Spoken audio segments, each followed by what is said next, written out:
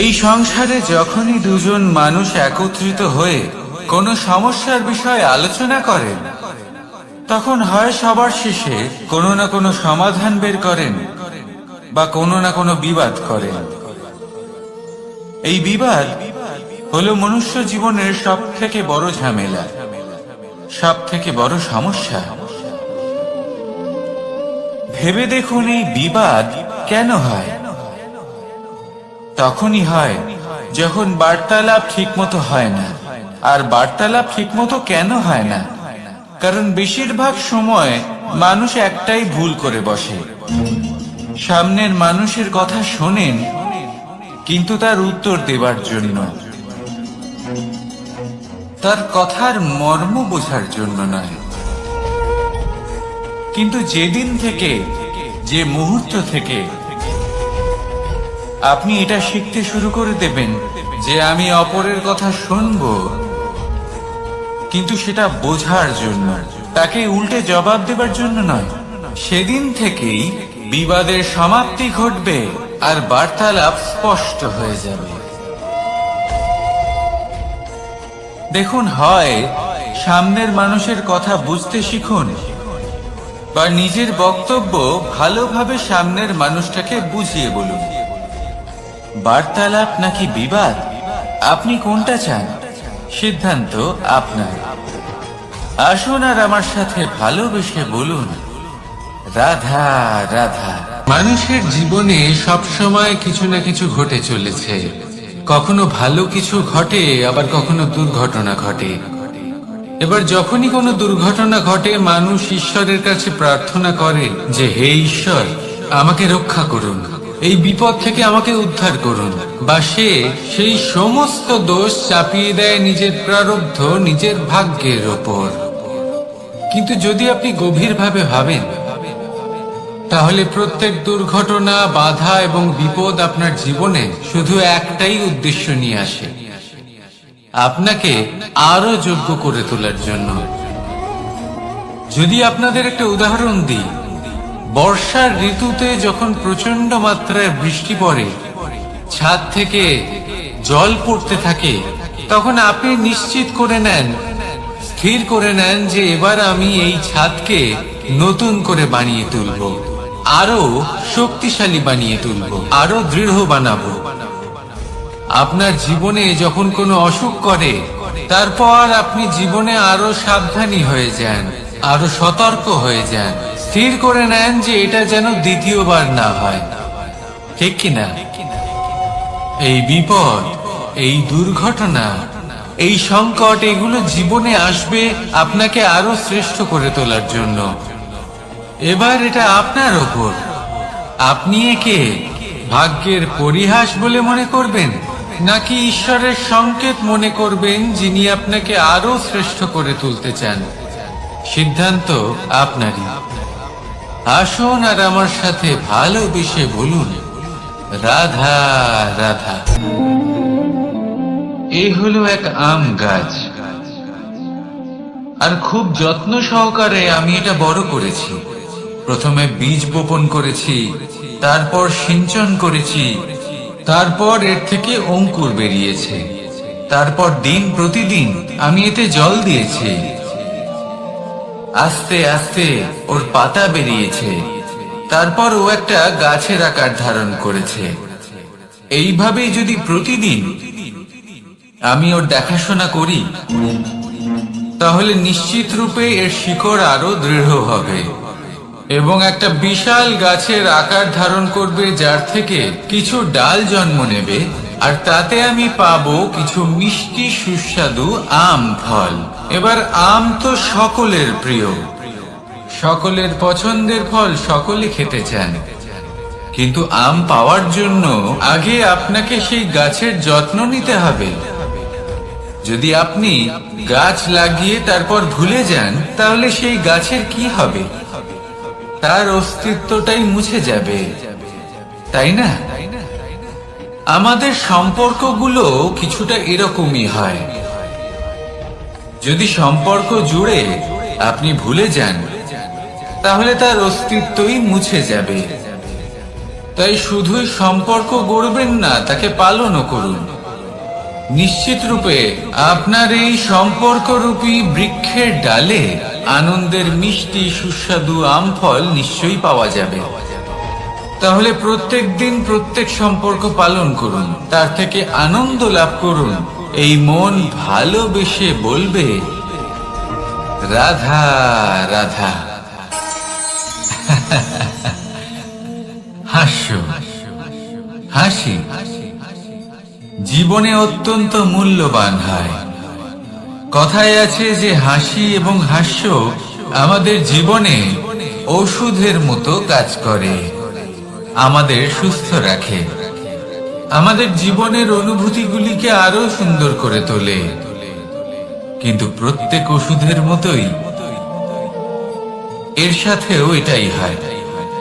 প্রত্যেক ওষুধ সঠিক সময়ে, সঠিক মাত্রায়, সঠিকভাবে গ্রহণ করতে হয়। যদি এরকম না হয় তাহলে এই ঔষধও শরীরের ক্ষতি করে দিতে পারে।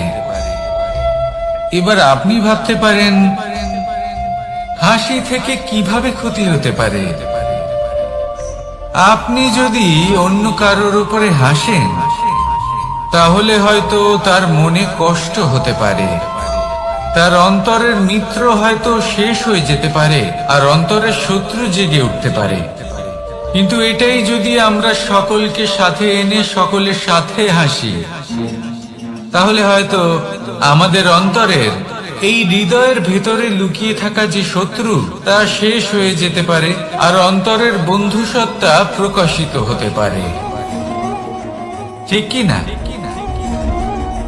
এবার আপনাকে উদাহরণ দিই। যখন দ্রৌপদী দুর্যোধনকে নিয়ে হেসেছিল তখন তা মহাভারতের সৃষ্টির কারণ হয়েছিল। কিন্তু সেইখানে যখন পার্থ আর মাধব একসাথে বসে মৃদুমন্দ হাসতেন তখন ধর্ম স্থাপন করা হয়েছিল। তা আপনি কি চান? কাউকে নিয়ে হেসে তাকে আঘাত করতে চান, নাকি সকলকে একসাথে এনে তাদের হাসিয়ে তুলে ধনাত্মক প্রভাব ফেলতে চান? সিদ্ধান্ত আপনার। আসুন আর আমার সাথে ভালোবেসে বলুন, রাধা রাধা। অনেক সময় আমাদের মনেই ভাবনা আসে যে আমাদের নিরীহ স্বভাবের সুযোগ নিয়ে এই সংসারের মানুষ শুধু আমাদের দুঃখই দেয়। কতবার এমন মনে হয় যে আমরা সবাইকে সাহায্য করার জন্য এগিয়ে যাই আর সকলে আমাদেরই দোষ দেয়। অনেক সময় এমন মনে হয় যে আমরা শুধুই সৎকর্ম করি, সকলের ভালো চাই, কিন্তু সকলে আমাদেরই বিষয়ে খারাপ কথা বলতে থাকে। দুঃখ হয়, কিন্তু আমাদের এটা ভেবে দেখা উচিত যে মানুষ আম গাছের গায়ে পাথর ছোড়ে, শাল গাছের গায়ে পাথর কেন ছোড়ে না? কারণ এই আম গাছে পাওয়া যায় মিষ্টি এবং সুস্বাদু ফল। অন্যদিকে শাল গাছ থেকে আমরা কি পাই? শুধুই কাঠ। তাই যদি আপনাকে কেউ কথা শোনায়, আপনাকে কোনো কিছুতে বাধ্য করার চেষ্টা করে, আপনার বিষয়ে অনুচিত কথা বলে, তাহলে নিশ্চয়ই আপনার মধ্যে এমন বিশেষ কিছু আছে যা তাদের মধ্যে নেই। নিজের মধ্যে আত্মবিশ্বাস বাড়িয়ে তুলুন, ধনাত্মক ভাব আনুন, সৎকর্ম করতে থাকুন। কোনো কটুতা এই মনে প্রবেশ করতে দেবেন না। এই মন সুপ্রসন্ন হয়ে বলবে, রাধা রাধা। সিংহ। কথায় আছে সিংহ হলো বনের রাজা, কিন্তু যখন সিংহের তথা বনের রাজার খিদে পায় তখন তাকেও বাইরে এসে কর্ম করতে হয়। কোন হরিণ নিজে সিংহের সামনে এসে এটা বলে না যে, আরে আপনি হলেন বনের রাজা, আপনি আমাকে ভোজন রূপে গ্রহণ করুন, আমি নিজের প্রাণদান করতে প্রস্তুত রয়েছি। এমন তো কখনোই হয় না। সিংহকে গুহা থেকে বাইরে বেরোতেই হয়, বনে ঘুরে বেড়াতে হয়, ধৈর্য ধরতে হয়, বিভিন্ন ধরনের পরিশ্রম করার পরেই তার ক্ষুধা নিবারণ হয়। হরিণ নিজে থেকে তার কাছে চলে আসে না। সেইভাবেই জীবনে কি সাফল্য আমাদের কাছে নিজে থেকে হেঁটে আসে? কখনোই আসে না। ততক্ষণ আসে না যতক্ষণ না আমরা পরিশ্রমের পথে চলা শুরু করছি। পরিশ্রম করতে থাকুন, এই পরিশ্রমের পথে অগ্রসর হতে থাকুন। যতক্ষণ আপনি পরিশ্রমের পথ ধরে এগোতে থাকবেন, সাফল্য আপনার কাছে আপনা আপনি চলে আসবে। তাহলে জীবনে নিরন্তর প্রয়াস করুন, পরিশ্রম করতে থাকুন, সাফল্য লাভ করুন। আর আমার সাথে ভালোবেসে বলুন, রাধা রাধা। জীবনে ক্ষমা চাওয়া তাও কিছুটা সহজ, ক্ষমা করতে পারা অত্যন্ত কঠিন। ক্ষমা দুই অক্ষরের এই শব্দ হতে পারে, কিন্তু অত্যন্ত বড় এই শব্দ, অত্যন্ত গুরুত্বপূর্ণ এই শব্দ। কখনো কখনো অন্য কাউকে ক্ষমা করে দেওয়া তাও কিছুটা সহজ কাজ, কিন্তু নিজেকে ক্ষমা করতে পারা অত্যন্ত কঠিন হয়ে দাঁড়ায়। অতীতে যদি আমাদের এমন কোনো ভুল হয় যে কারণে আমরা নিজেকে ক্ষমা করতে পারি না, অনেক সময় এমন কিছু ভুল করে বসি যে বিষয় শুধু আমরাই জানি, কিন্তু আমরা নিজেকে ক্ষমাই করতে পারি না। আর আমাদের বিকাশ সেখানে স্তব্ধ হয়ে যায়। কারণ যদি আপনি ক্ষমা করতে না শেখেন, নিজেকে ক্ষমা যদি না করতে পারেন, তাহলে তা আপনার জীবনের সব থেকে বড় বাধা হয়ে দাঁড়াবে।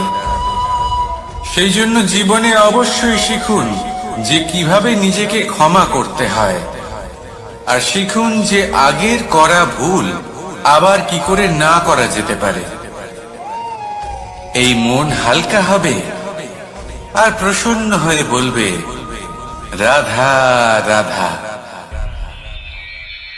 আপনি কখনো কোনো সরোবরের দিকে তাকান, যার জল হলো শান্ত, স্থির। আপনি স্পষ্ট দেখতে পাবেন সেই সরোবরের তলদেশে কি রয়েছে। তাতে সাঁতরে বেড়াচ্ছে সুন্দর মাছ, চকচকে কিছু পাথর, স্বর্ণরূপী বালি, সবই আপনি দেখতে পাবেন। কিন্তু যখনই আপনি একটা ছোট্ট পাথর তুলে সেই জলে ছুঁড়ে ফেলবেন, তখন সেই জল বিচলিত হবে আর সেই স্পষ্টতা ন্যূনতম হয়ে যাবে। তারপর কিছুই স্পষ্টভাবে দেখা যাবে না। এই ঘটনা মানুষের সাথেও ঘটে। মানুষ যদি বিচলিত হয়ে পড়ে, তখন সে বুঝতে পারে না যে বর্তমানে কি হয়ে চলেছে আর ভবিষ্যতে কি করা উচিত। কিন্তু সেই মানুষ যদি শান্ত থাকেন, স্থির থাকেন, ধন্যাত্মক থাকেন, তাহলে নিশ্চিত রূপেই বুঝতে পারবেন যে বর্তমানে কি করতে হবে আর ভবিষ্যতে কি করতে হবে। তাই নিজের মধ্যে সেই স্থিরতা আনুন, সেই ধৈর্য ধরুন, নিজেকে শান্ত রাখুন আর সবার মধ্যে ভালোবাসা ছড়িয়ে দিন। এই মন প্রসন্ন হয়ে বলবে, রাধা রাধা। সম্পর্ক এ হলো এক বন্ধন যা আমাদের এক সূত্রে বেঁধে রাখে। কিন্তু এমন কিছু ব্যক্তি থাকেন যারা এই সম্পর্কের বিষয়ে নিজস্ব একটা ধারণা করে ফেলেন, যে সম্পর্ক এরকম হওয়া উচিত, সম্পর্ক সেরকম হওয়া উচিত। আমি এই সম্পর্কের জন্য কত কিছু করেছি এই ব্যাখ্যা করতে থাকেন, আর তার বদলে অনেক কিছু প্রত্যাশাও করেন। কিন্তু সত্য হলো এটাই যে সব সম্পর্ক একরকমের হয় না, কিন্তু প্রত্যেক সম্পর্কের একটা বিশেষত্ব থাকে। যেমন চোখ আর নাকের এই সম্পর্ককেই দেখুন। চোখের সব থেকে কাছে কে আছে? নাক আছে। কিন্তু এই চোখ দিয়ে এই নাককে আমরা দেখতেই পাই না। তবে কি ধরে নেব এই সম্পর্কের কোনো মূল্য নেই? এমনও নয়। ঠিক এইভাবেই যদি কোনো ব্যক্তি তার আবেগ আপনার কাছে ব্যক্ত করতে না পারেন বা প্রকট করতে না পারেন বা আপনাকে বোঝাতে না পারেন, তাহলে তার মানে এটা নয় যে তার সাথে আপনার সম্পর্কের তিক্ততা রয়েছে। এমনটা কখনোই নয়।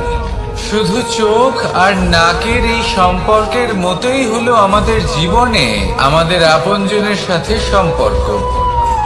যদি কারোর ব্যবহার আপনার প্রতি অনুচিত হয় বা যদি কেউ অনুপস্থিত থেকে থাকে বা কেউ যদি আপনাকে বুঝতে না পারেন, তাহলে তার অর্থ এটা নয় যে আপনি সেই সম্পর্ক ভেঙে ফেলবেন। বুঝুন, আপনার জীবনে তার গুরুত্ব কোথায় আর তার জীবনে আপনার। সম্পর্ক গড়ে তুলুন, তাকে পালন করতে শিখুন, একসাথে মিলে চলুন। এই মন সুপ্রসন্ন হয়ে বলবে রাধা রাধা। প্রারম্ভ শূন্যের দ্বারা হয়ে থাকে, তা সে ব্রহ্মাণ্ডই হোক, পৃথিবী হোক, আদি ইত্যাদি হোক। সবাই নিজের অস্তিত্ব শূন্য থেকে লাভ করে। এই শূন্য যার নিজের কোনো অস্তিত্ব নেই, কিন্তু সে সকলকে অস্তিত্ব দান করে থাকে। আমাদের এই শূন্যের মতো হতে হবে। যে আমাদের সাথে যুক্ত হবে তাদের অস্তিত্ব অনেক বেশি প্রখর হবে, বিশাল হবে, শ্রেষ্ঠ হবে। কিন্তু যেই আমরা তাদের থেকে দূরে যাব, তারা আমাদের উপস্থিতির আভাস পাবে, আমাদের গুরুত্ব বুঝতে পারবে। শূন্যই হলো সূত্রপাত, শূন্যই হলো সমাপ্তি। শূন্যকে কেউ যতই ছোট মনে করুক, কিন্তু এই শূন্য অত্যন্ত গুরুত্বপূর্ণ। তাই এই শূন্যের মতো হয়ে উঠুন আর আমার সাথে ভালোবেসে বলুন রাধা রাধা।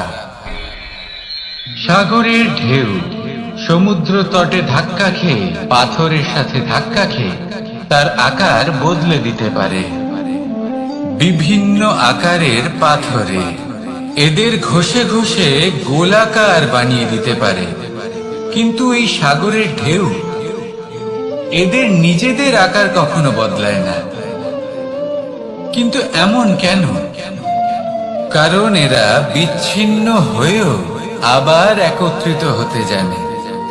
অর্থাৎ যখন এরা বিচ্ছিন্ন হয় তখন মতভেদ অবশ্যই, কিন্তু আবার একত্রিত হওয়া হলো এদের একতার প্রতীক। দেখুন, ঝগড়াঝাটি, তর্ক বিতর্ক, মতভেদ এগুলো জীবনের অভিন্ন অঙ্গ, কিন্তু এদের কখনো মনে প্রবেশ করতে দেবেন না। যদি মনে প্রবেশ করেও ফেলে, তাদের মনে ঘর করতে দেবেন না, এদের বের করে ফেলুন। এই ঝগড়াঝাটি, তর্ক বিতর্ক, মতভেদ এদের সারা জীবন সাথে নিয়ে চলবেন না। যদি একসাথে নিয়ে চলতে চান, তাহলে সকলকে একসাথে নিয়ে চলুন, ঢেউয়ের মতো। একতায় বিশ্বাস রাখুন। একসাথে মিলে যদি এগোতে থাকেন, তাহলে অনেক দূর পৌঁছবেন। নয়তো শুধু দূরের কথা ভেবেই যাবেন। কি চান সেই সিদ্ধান্ত আপনারই। আসুন আর আমার সাথে ভালোবেসে বলুন রাধা রাধা। এই সাগর হলো বিশাল। কথায় আছে যে জীবনের উৎপত্তি সাগর থেকেই হয়েছে। কথাটা ঠিকও। এই সাগরই আমাদের ভিন্ন ভিন্ন ধরনের বনস্পতি প্রদান করেন, মণি এবং মুক্ত প্রদান করেন। আমরা কতটা তুচ্ছ সেই বিষয়ে আমাদের উপলব্ধি ঘটান, আমাদের প্রেরণা প্রদান করেন, যাতে আমরাও সাগরের মতো বিশাল হয়ে উঠতে পারি। এই সাগরের অনেকগুলো গুণ আছে যা আমরা শিখতে পারি। আজ আমি কথা বলবো একটা বিশেষ গুণের বিষয়। বেশিরভাগ মানুষ মালিন্য, নোংরা পদার্থ, নোংরা বস্তু, অপদ্রব্য এই সাগরে ভাসিয়ে দেন। কিন্তু সাগর এই পদার্থ নিজের মধ্যে একত্রিত করে রাখেন না, এই সব নিজের ভেতর থেকে বাইরে বের করে দেন। এ হলো অত্যন্ত শ্রেষ্ঠ একটা গুণ। কিন্তু এই কাজকেও সার্থক করার জন্য সাগরেরও একটা তটের প্রয়োজন পড়ে, যেখানে সাগর এই সব বস্তু বাইরে বের করে ফেলতে পারে। আর মানুষও ভিন্ন কিছু নন। দেখুন, মানুষেরও তো একটা তটের প্রয়োজন পড়ে। এই তট, তিনি হয়তো আমাদের গুরু হতে পারেন, আমাদের মা বাবা হতে পারেন, ভাই বা মিত্র হতে পারেন, বা হয়তো সেই সমস্যাগুলি যার থেকে আমরা দূরে পালিয়ে যাচ্ছি। কারণ যখন আপনি এই সমস্যাগুলির সম্মুখীন হবেন, শেষ পর্যন্ত আপনি শিক্ষাই পাবেন। সব থেকে বেশি গুরুত্বপূর্ণ এই মনকে পবিত্র রাখা। আর তার জন্য একটাই উপায় আছে, এই মন তার মন্থন করা। যদি এই মনের মন্থন করেন তাহলে পূর্ণরূপে পবিত্র হবেন। আর এই মন, আপনি তো জানেনই, প্রসন্ন হয়ে বলবে রাধা রাধা। নেকড়ে, নেকড়ের বিষয়ে আমরা সকলে জানি। ওরা খুবই নিষ্ঠাবান এবং অত্যন্ত সতর্ক থাকেন। ছোট ছোট মূর্খতা করে বসেন। এনারা হাড় চিবোতে খুব ভালোবাসেন, কিন্তু চিবোতে চিবোতে এদের মাড়ি ছড়ে যায়। সেখান থেকে রক্তপাত হতে থাকে। সেই রক্ত ওনারা পান করেন, আর ওনাদের মনে হয় এই রক্ত হাড় থেকেই পাচ্ছেন। ওনারা ভাবেন যে এই হাড় চিবিয়ে আমরা আনন্দ লাভ করছি, কিন্তু আসল সত্য হলো এটাই যে ওনারা নিজেদেরই ক্ষতি করছেন। আমরা মানুষ, আমাদের সাথেও এমনটাই হয়। কখনো কখনো ভুলবশত আমরা এমন কোনো কাজ করি, আর আমাদের মনে হয় যে আমরা বাইরে থেকে আনন্দ লাভ করছি, কিন্তু সত্য হলো এটাই যে আমরা শুধুই ক্ষতিগ্রস্ত হচ্ছি। এটা হলো খুব বড় একটা শিক্ষা, যা আমাদের শেখা উচিত। তা হলো এটা যে আমাদের বোঝা উচিত যে কখন আমরা লাভবান হচ্ছি আর কখন ক্ষতিটাকেই লাভ বলে মনে করছি। এই শিক্ষা যদি আপনি প্রাপ্ত করতে পারেন, তাহলে এই সংসারে আপনার থেকে বেশি প্রসন্ন আর কেউ থাকবেন না। তাহলে আসুন আর আমার সাথে ভালোবেসে বলুন রাধা রাধা। মানুষের জীবনে তিনটি গুণ অত্যন্ত প্রয়োজনীয়: শ্রদ্ধা, বিনম্রতা, যোগ্যতা। যদি জ্ঞান লাভ করতে চান তাহলে শ্রদ্ধার প্রয়োজন। যদি মান লাভ করতে চান তাহলে স্বভাবে বিনম্র হওয়া প্রয়োজন।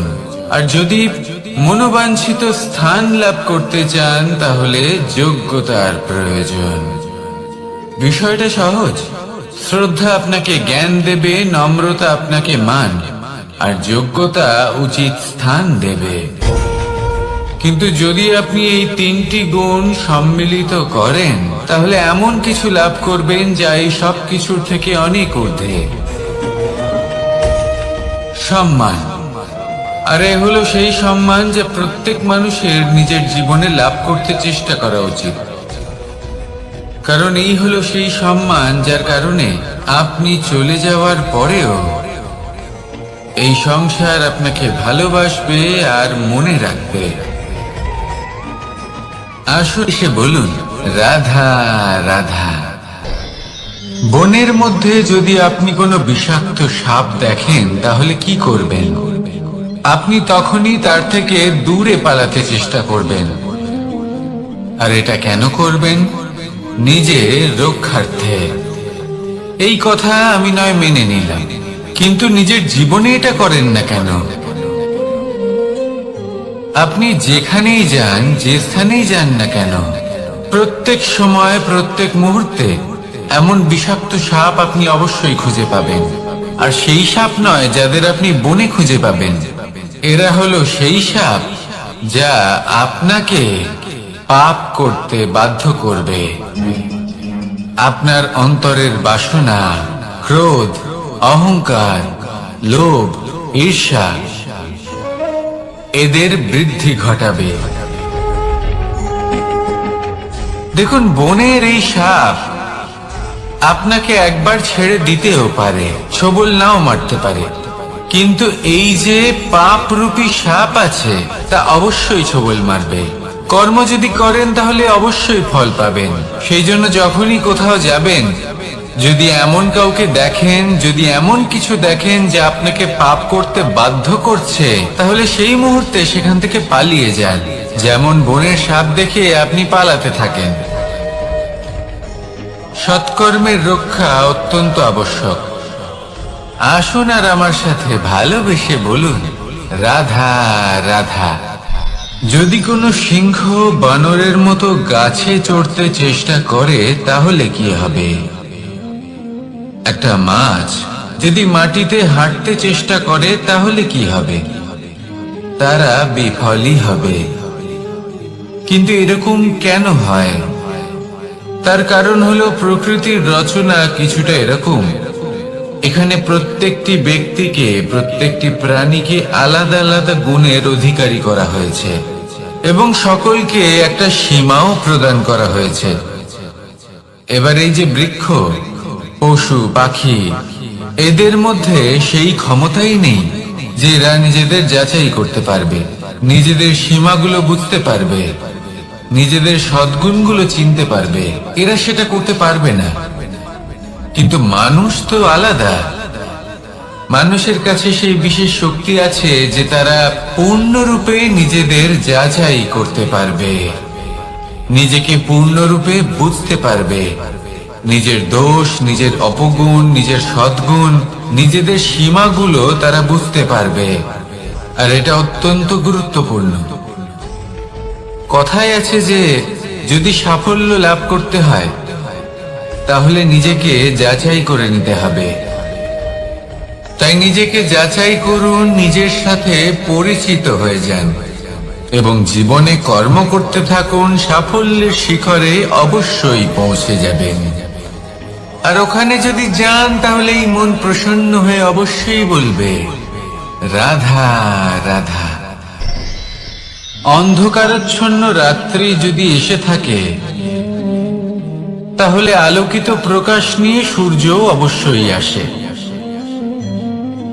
রোগ যদি এসে থাকে তাহলে তার ওষুধও অবশ্যই আসে। সমস্যা যদি আসে তাহলে সেই সমস্যার সমাধানও নিজে থেকেই আমাদের কাছে চলেই আসে।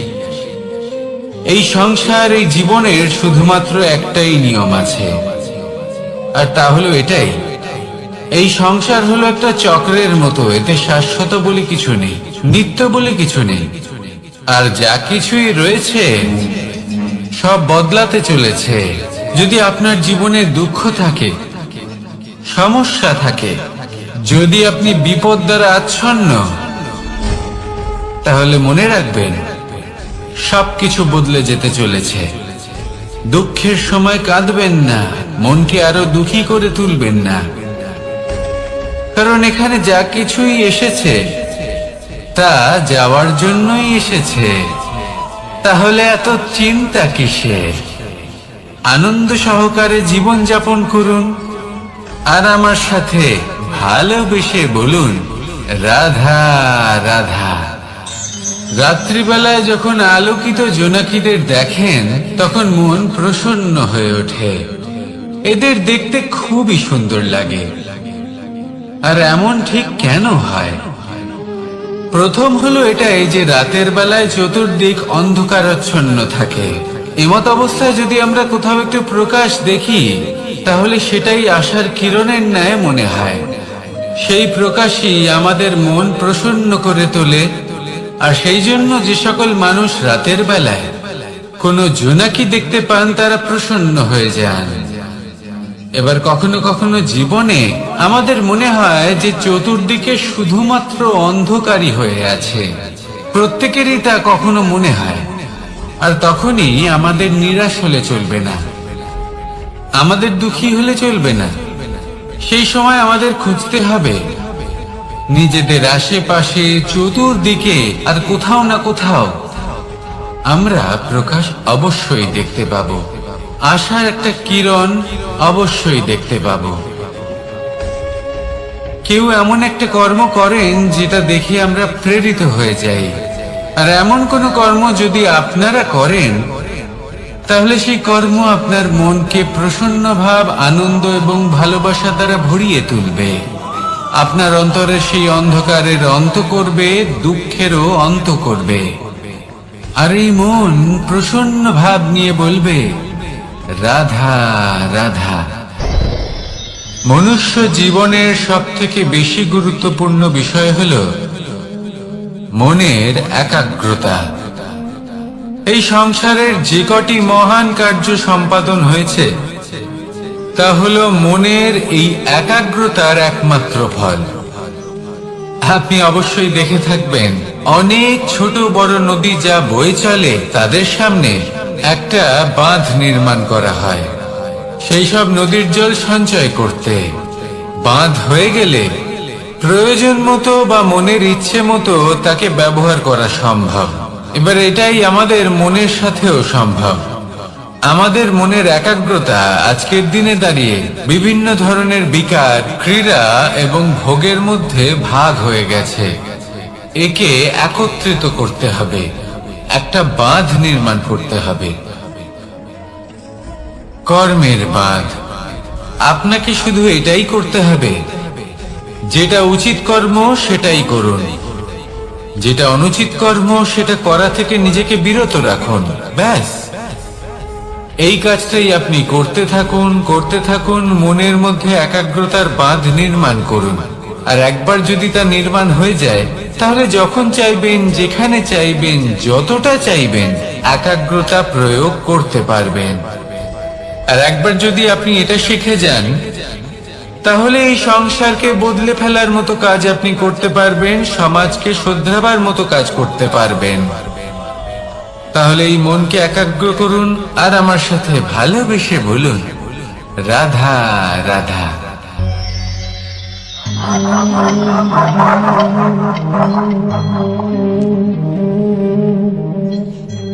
কোন ব্যক্তিকে নিশ্চয়ই দেখেছেন যিনি নিজে কাঠ কাটার এই কাজে নিপুণ এবং অভিজ্ঞ।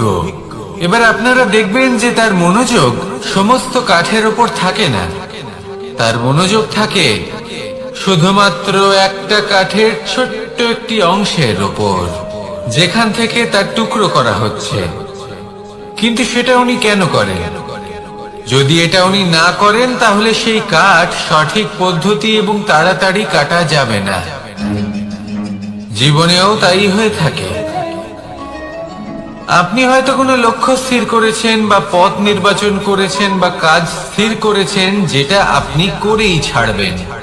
তাহলে নিজের সম্পূর্ণ মনোযোগ শুধুমাত্র তার উপর কেন্দ্রীভূত করুন।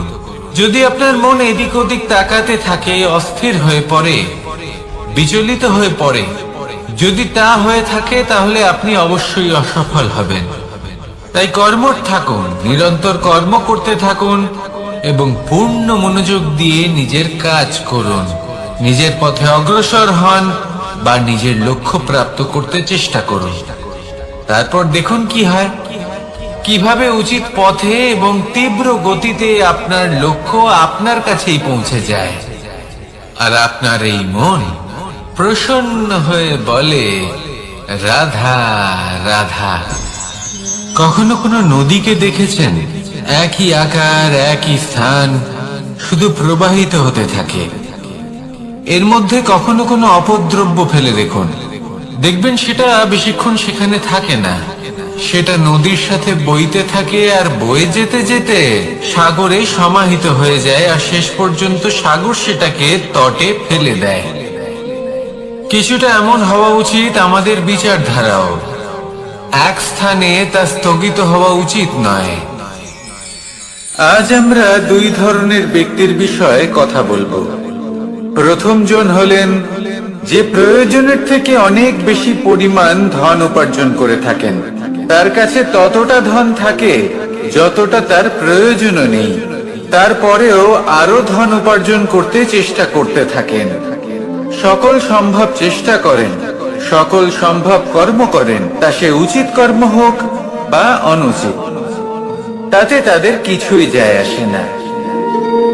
তারা শুধুই এই সংসারের সকল সুখ ভোগ করতে চান, সকল স্বাচ্ছন্দ্য লাভ করতে চান।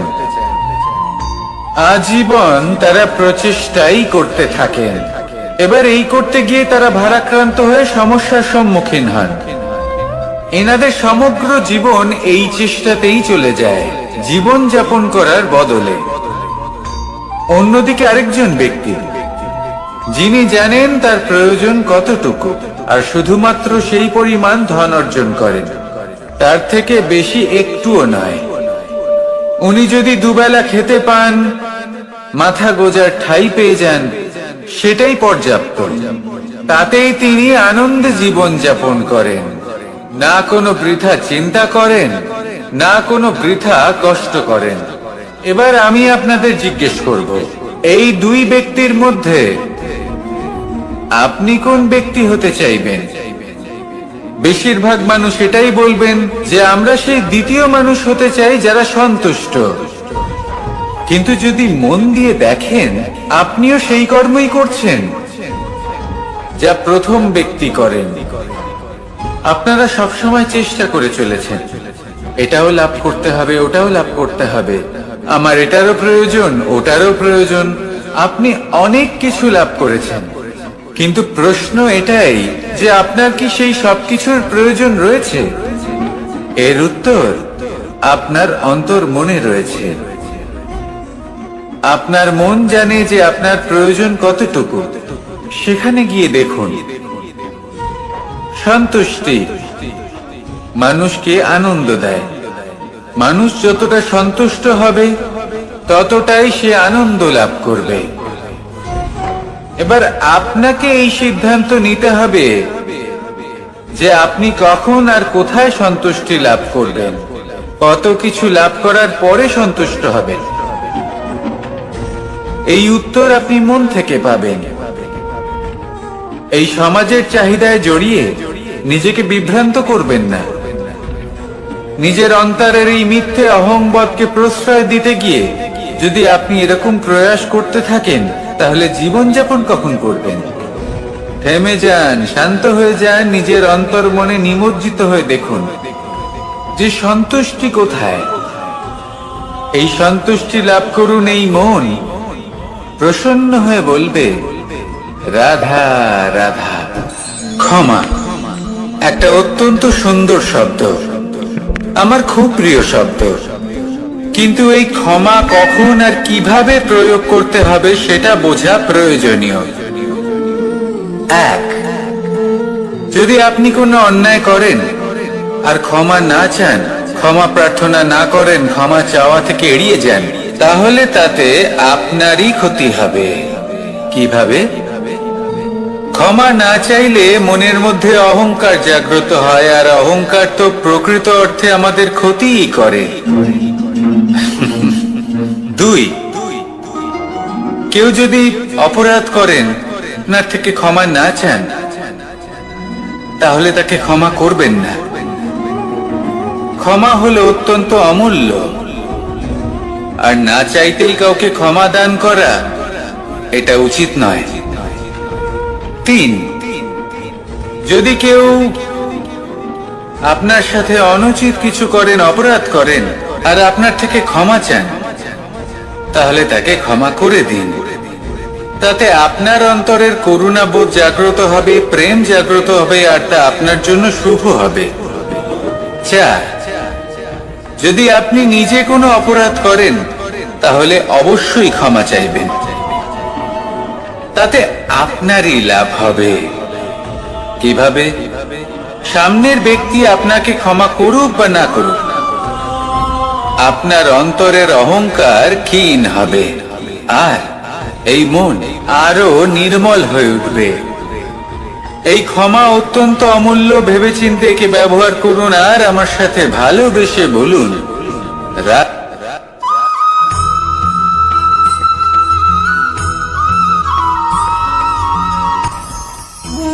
ভোজন। এবার ভোজন সংগ্রহ করার জন্য মানুষ কি না করেন, সব সময় চেষ্টা করতে থাকেন। ফসল উৎপাদনের জন্য অনেক পরিশ্রম করতে থাকেন, কিন্তু অনেক সময় অনেক পরিশ্রম করার পরেও ফসল ভালো উৎপাদন হয় না। এর কারণ কি? কারণ হলো এটাই যে আপনি পরিশ্রম হয়তো অনেক করেছেন, কিন্তু আপনার নজর তো সেই বীজের দিকে ছিলই না যে আপনি রোপণ করেছেন। সেই জন্য সব সময় কোনো বীজ রোপণ করার আগে তাকে পরখ করে দেখুন, তা অত্যন্ত আবশ্যক। আর সেইভাবেই যখনই কোনো কর্মের প্রশ্ন আসে, তাহলে সেখানে শুধুমাত্র পরিশ্রম যথেষ্ট নয়, সেই কাজের প্রতি আপনার কর্তব্য কি, আপনার উদ্দেশ্য কি, সেটা জানা হলো অত্যন্ত গুরুত্বপূর্ণ। তাই কর্ম করুন, কিন্তু সেই কর্মের প্রতি আপনার যা উদ্দেশ্য তার মাহাত্ম্য বুঝতে চেষ্টা করুন। তাহলে আসুন আমার সাথে ভালোবেসে বলুন, রাধা রাধা।